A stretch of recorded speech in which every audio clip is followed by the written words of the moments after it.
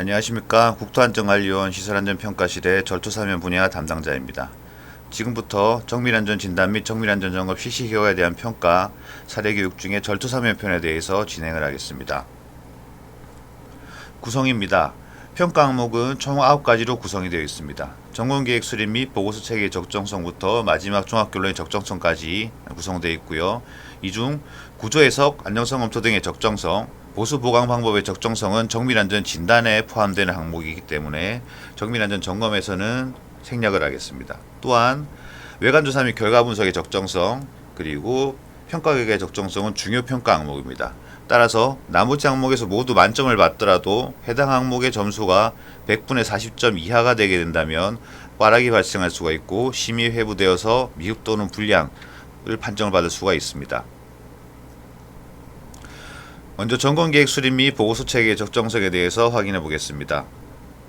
검토 내용은 설계도서 등 관련 서류 사전검토, 과업수행계획서 작성, 보고서 작성 체계 등이 있습니다. 사전검토 보고서는 부록에 수록된 예시를 참조하셔가지고 작성을 하시면 되고요. 다만 현장조사 및 시험 항목 등은 절도사면에 맞게 적정하게 변형하셔서 사용하시면 됩니다.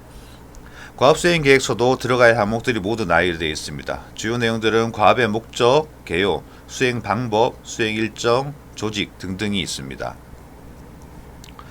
보고서 작성 체계 역시 정밀안전 점검 결과 보고서에 포함되어야 할 사항들이 세부 지침에 모두 나열이 잘 되어 있습니다. 주요 내용들은 서두, 개요, 자료 수집, 현장 조사, 상태 평가, 안정성 평가, 종합 결론 등으로 구성이 되어 있습니다. 세부 지침을 확인하셔서 아래 항목들이 모두 빠짐없이 작성되었는지 확인 한번 하는 게 좋습니다. 다음은 자료조사 분석의 적정성입니다. 주요 내용은 설계도서 및 시공자료 조사, 보수 보강 및 유지관리 관련 자료 조사, 기존 점검 진단 보고서 검토 분석 등이 있습니다. 먼저 부적정 사례 확인해 보겠습니다. 설계도서 및 시공자료 조사입니다. 관리주체 보유 현황의 일부 보유라고만 표기가 되어 있습니다. 그래서 앞서 나열된 항목들 중 어떤 것들을 가지고 있고 어떤 것들이 없는지 확인이 불가능한 상태가 되겠습니다.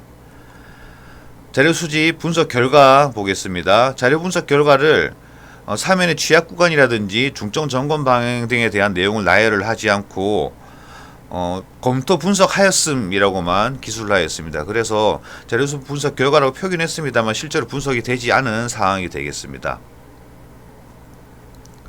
적정 사례 보겠습니다. 자료 보유 현황을 모두 파악을 했고요. 기존 점검 진단 실시 결과 등 주요 내용들을 모두 나열을 했습니다. 보수 보강 이력도 있는 유무를 확인을 했고요. 자료 분석 결과입니다. 설계도서 및 시공자료 분석에 대해서는 자료를 보유하고 있지 않기 때문에 못하겠다는 사유를 적절히 근거를 하였고요. 기존 자료에서 취약 구간과 중점 점검 방향 등을 모두 잘 나열을 했습니다. 그래서 적정한 사례가 되겠습니다.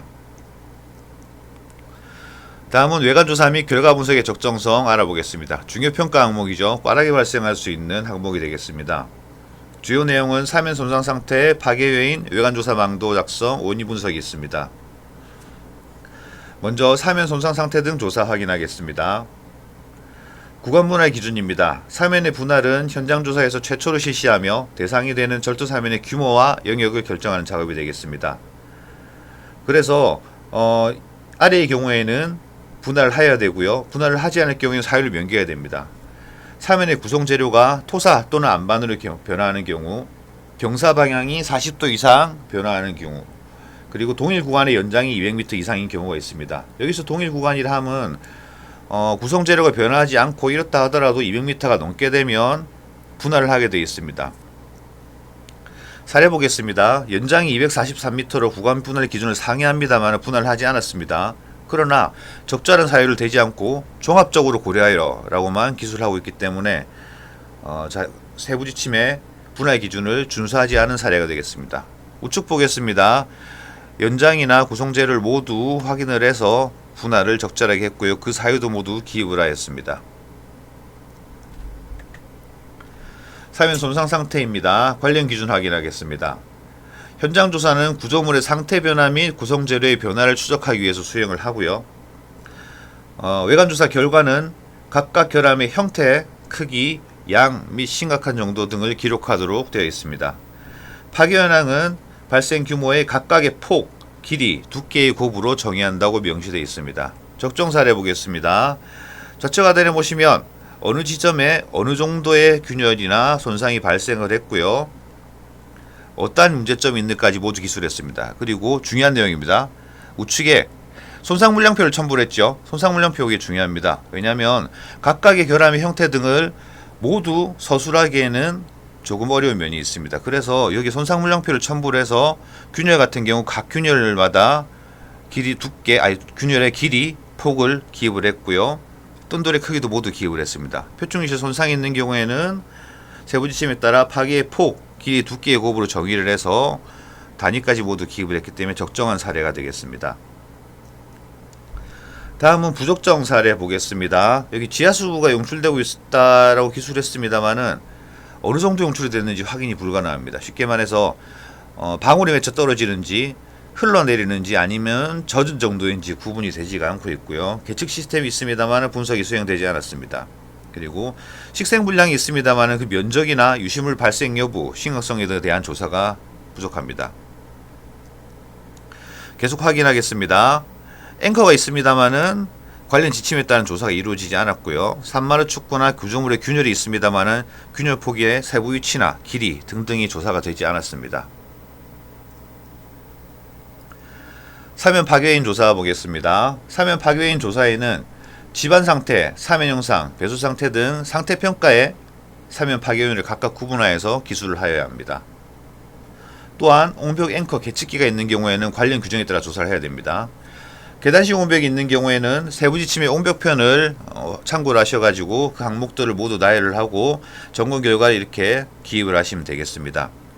여기서 세부 지침의 옹벽편을 참고하라는 것은 상태평가까지 모두 실시해서 등급을 산정하는 얘기가 아니고 옹벽편에 점검해야 될 항목에 따라서 이렇게 모두 점검하고 결과를 기입하시면 되겠습니다.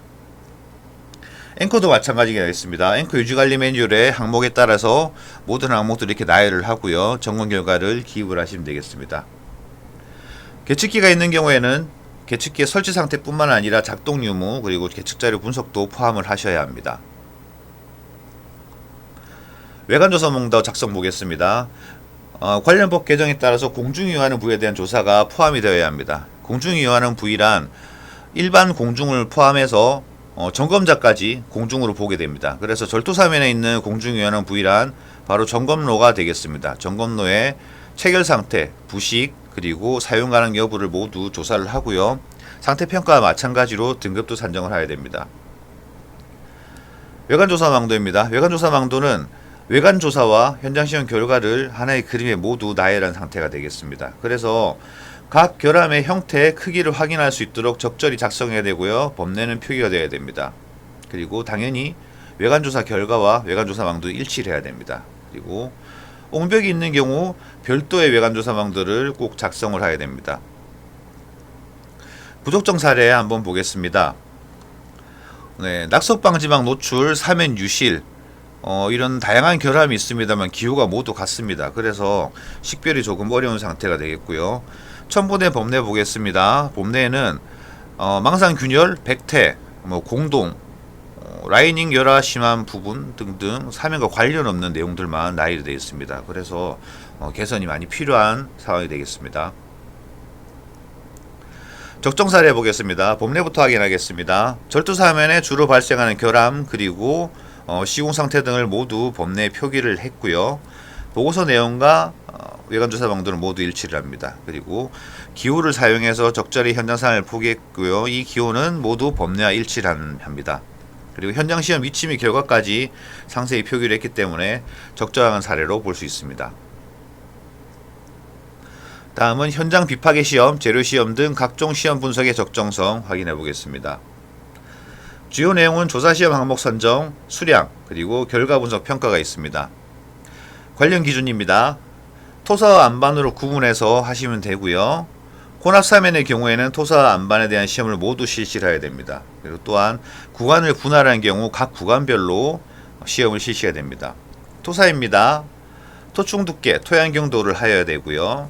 안반은 시미테마 반발 경도 시험, 풍화 등급, 불연선면의 방향성, 간격, 연장성 등 특징, 그리고 누수 상태, 블록 형상이 있습니다. 시험의 적정 사례 및 관련 기준 확인하겠습니다. 안반 사면의 반발 경도 시험은 콘크리트와 상이합니다. 기준 보겠습니다. 20개의 타액점을 대한 반발값 중에 상위 50%만을 취하고 그 평균값으로 하게 됩니다.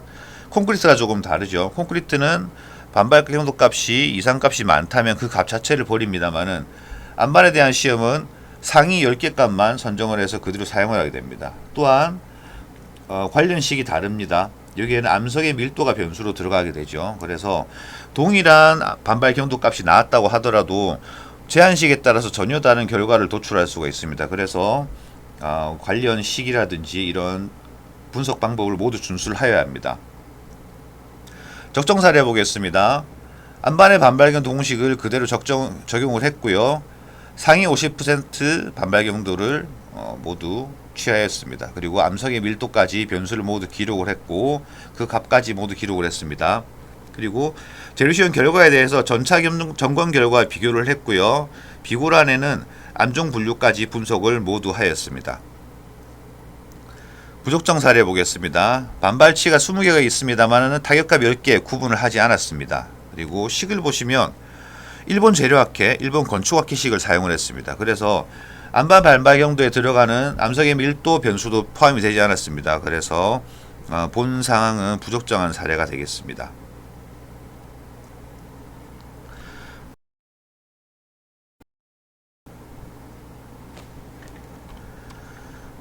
다음은 손상 및 결함 등에 대한 원인 추정의 적정성에 대해서 알아보겠습니다.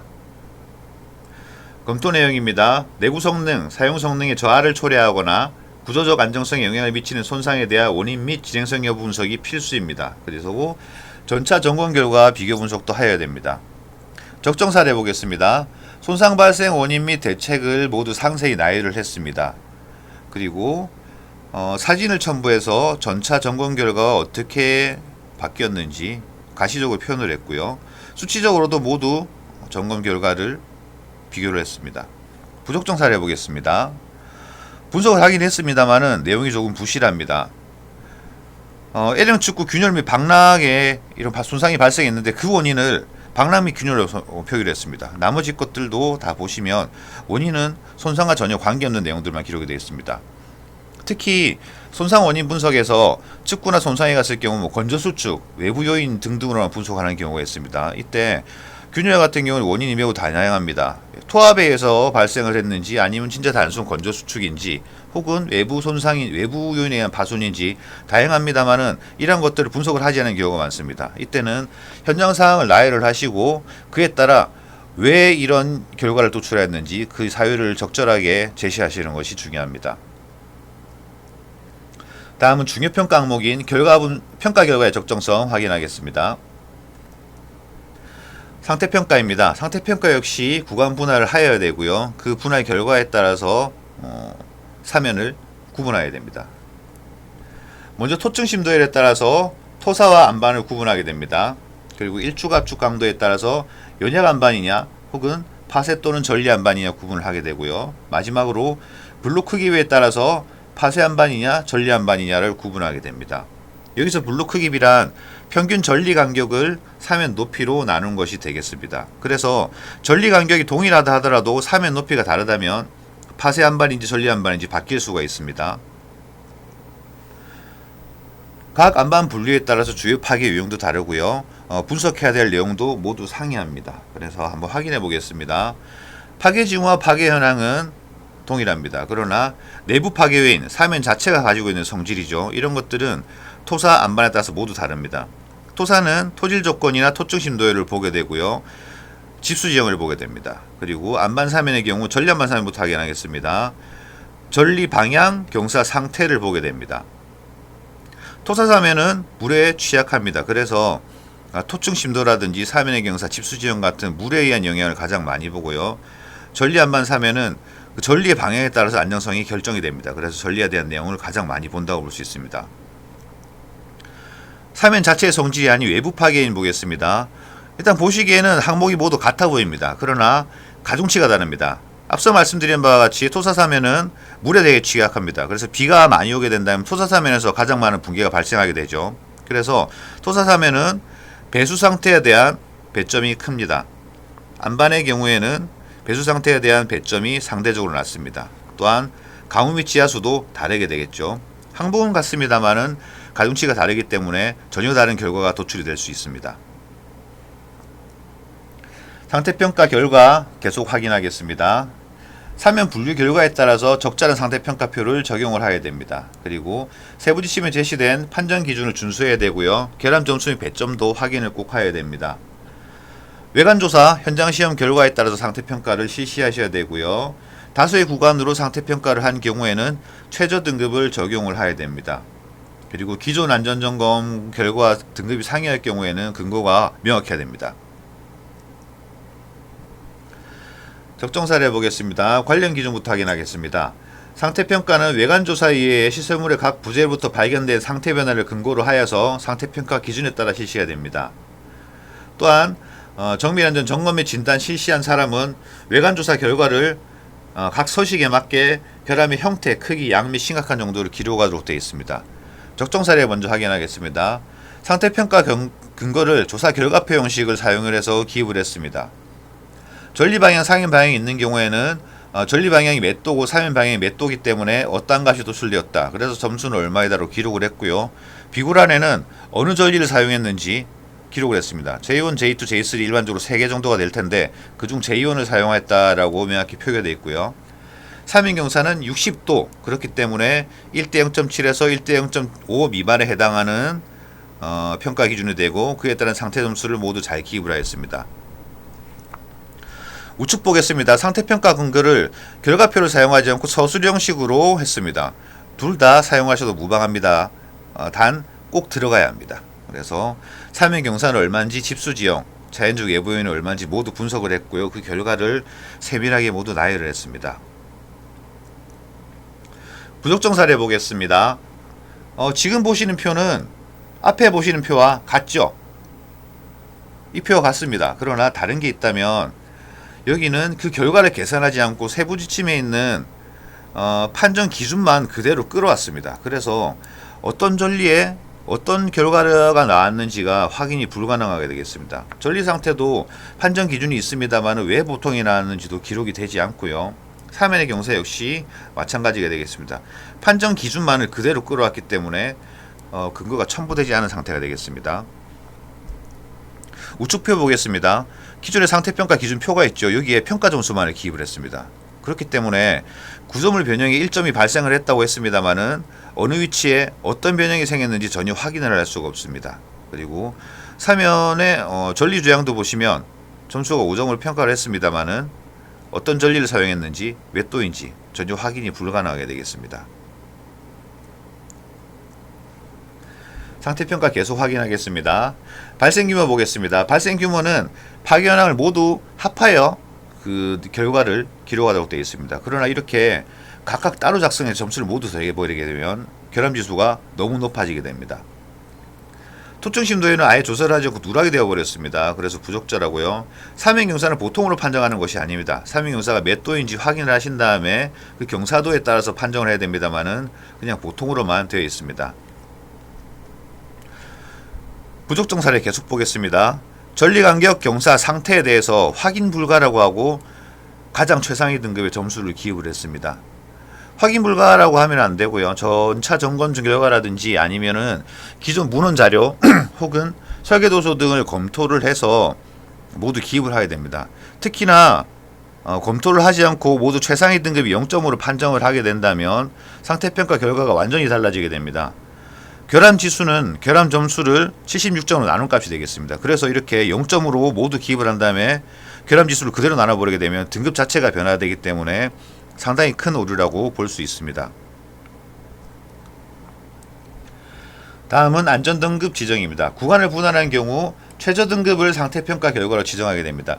옹벽과 조금 상이하죠. 옹벽은 각 스판별로 결함 점수가 산정이 된다면 그 평균값으로 안전등급을 지정하게 됩니다. 그러나 절도사면은 최저값입니다. 3개 구간 중에 모두 A가 나오고 하나가 D등급이 나온다면 그거는 그냥 그대로 D등급이 되게 되겠습니다. 적정 사례 보겠습니다. 전차 점검 결과와 안전등급 및 결함지수를 비교하고 결함지수의 증가 원인을 모두 분석하였습니다. 그리고 구간 분할에 따라 복수의 구간으로 모두 판정을 했고요. 최저 등급을 적용을 하였습니다. 종합결론의 적정성 확인하겠습니다. 종합결론은 외관조사 및 상태평가 결과를 고려해서 결론을 작성해야 되고요. 안전등급과 부합되는 결함 및 제한을 제시를 해야 됩니다. 유지관리 필요사항 조치에는 사용 제한 여부까지 검토를 해야 되고요. 중대한 결함이 있는 경우 후속 조치 사항도 표기를 해야 됩니다. 적정 사례 보겠습니다. 종합 의견으로는 외관조사 및 상태평가의 결과를 모두 요약해서 작성을 했고요. 상태 등급도 표기를 했습니다. 그리고 취약 구간이 어딘지, 중점 점검 사항이 어딘지도 모두 표기를 했습니다. 그리고 사진까지 모두 표기가 되어 있죠. 그래서 종합 의견으로 적절한 사례가 되겠습니다. 마지막으로 결함 및 제한 사항 하겠습니다. 먼저 기타 사항입니다. 정밀안전 진단 실시의 경우 최근 점검 자료나 비교 계측 등을 통해서 인장균열, 집안 변형 등등이 진행성이 확인되는 경우에는 정밀안전 진단을 실시를 하셔야 됩니다. 구조물 변형도 마찬가지가 되겠습니다.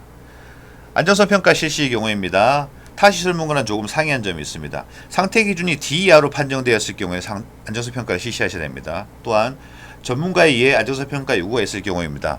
주요 내용으로는 전리 분석 결과 평사 투영을 했는데 평면 또는 쐐기 파괴가 가능성이 인지가 된다든지, 실제로 현장 조사 결과 어느 정도의 붕괴가 발생했다든지, 그런 전문가에 의해 안전성 평가 요구가 있을 경우에는 실시를 하여야 합니다.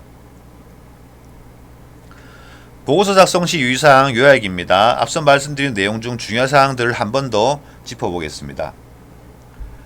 세부 지침에 제시된 항목은 누락 없이 모두 작성을 하여야 됩니다. 정밀안전점검 보고서 포함사항을 보시면은 내용 꼭 들어가야 될 내용들이 상세히 나열되어 있습니다. 그래서 이 내용들을 확인하셔가지고 누락 없이 한번 검토 부탁드리고요. 정밀안전점검 결과표, 현황표, 상태평가 등등은 세부 지침에 명시된 양식을 준수를 하셔야 됩니다. 외관조사 시에는 결함 내용을 상세히 작성해야 됩니다. 그래서 각 결함의 형태, 크기, 양, 심각한 정도를 모두 기록을 해야 됩니다. 그래서 낙석이나 붕괴 등이 다수의 구간에 발생한 경우 각 결함별로 위치, 발생량 등을 상세히 기술해야 됩니다. 이 내용들은 상태평가 항목 중에 파괴현황 평가에 들어간 내용이기 때문에 중요합니다. 부적정 사례 간단하게 읽어보겠습니다. 일부 구간에 소규모 붕괴가 발생했고 전반적으로 큰 문제가 없는 것으로 보임이라고만 기술하게 되면 부적정 사례입니다. 정량적인 분석이 전혀 없고 예상 문제점이라든지 이런 것들이 없죠. 그래서 적정 사례는 어느 지점, 어느 위치에 어떤 규모의 붕괴가 발생했고 유실물의 양은 얼마이며 예상 문제점까지 모두 기록을 했기 때문에 적정한 사례가 되겠습니다. 또한 결함의 원인의 예상 문제점 등은 전차 점검 결과의 비교를 통해서 결함의 진행 여부를 모두 판정을 해야 됩니다. 다음 현장 시험은 필수적으로 실시를 하셔야 됩니다. 현장 시험은 분할된 구간별로 시험을 실시하고 결과를 첨부해야 되고요. 상태평가 시 현장 시험 결과로 판정되는 평가 항목이 다수 있습니다. 그래서 현장 시험을 누락했을 경우에 감점 요인이 매우 큽니다. 그래서 현장 시험에 대해서만 감점이 되는 것이 아니라 상태평가에도 근거를 첨부하지 않고 임의로 평가라는 것이기 때문에 상태평가에서도 동일하게 감점이 될 수가 있습니다. 그래서 현장 시험은 필수적으로 누락 없이 실시하셔야 됩니다. 특히 안반사면의 녹화가 적용이 되어서 관찰이 조금 어려운 경우에는 전차 점검 결과 또는 설계도서 및 시공자료, 그것도 안된다면 인적 구간에 노출된 안반을 토대로 그 결과를 기록하실 수가 있습니다. 마지막으로 평가 판정은 명확한 근거를 첨부해야 됩니다. 상태평가 시 각 항목의 판정 근거를 명시를 해야 되고요. 외관조사 및 결과 상태평가는 일치해야 됩니다. 책임기수의 판단에 명확한 근거 제시가 필요합니다. 세부 지침에 따라서 점검을 해야 됩니다만은 이에 대한 명시되지 않은 내용들은 관련 기준이나 참고문헌 등을 모두 제시를 하신 다음에 책임기수의 판단 내용을 기입을 하셔야 됩니다. 이상 사례 교육을 모두 마치겠습니다. 경청해 주셔서 감사합니다.